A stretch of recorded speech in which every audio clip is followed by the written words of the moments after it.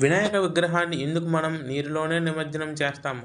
పురాణాలు చెప్పిన రహస్యమేంటి? సైన్స్ చెప్పిన సత్యమేంటి? ఈ వీడియోలో మనం కవర్ చేద్దాం.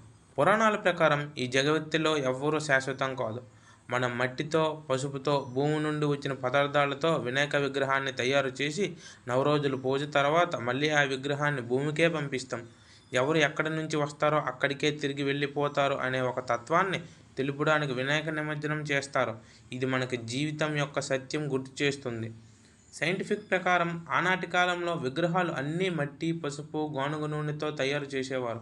భాద్రపద మాసంలో వర్షాకాలం ఉండడం వల్ల ఆ విగ్రహాలు నీరులోనే నిమజ్జనం చేస్తే ఆ మట్టి నీరులో కలిసి నీరు పోషకంగా మారుతుంది. అందుకే ఈ ఆచారం వల్ల నీరు కలుషితం కాకుండా ఆరోగ్యకరంగా మారుతుంది.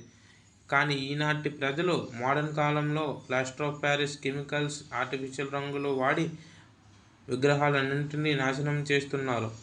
మన ఆరోగ్యంతో పాటు నీరు కలుషితం, జీవజాలం నాశనం అవుతుంది. అందరూ పాత పద్ధతులన్నీ వాడి ప్రకృతిని, మనం ఆరోగ్యాన్ని కాపాడుకోవాలని ఆశిస్తున్నాను. జై గణేశాయ నమః.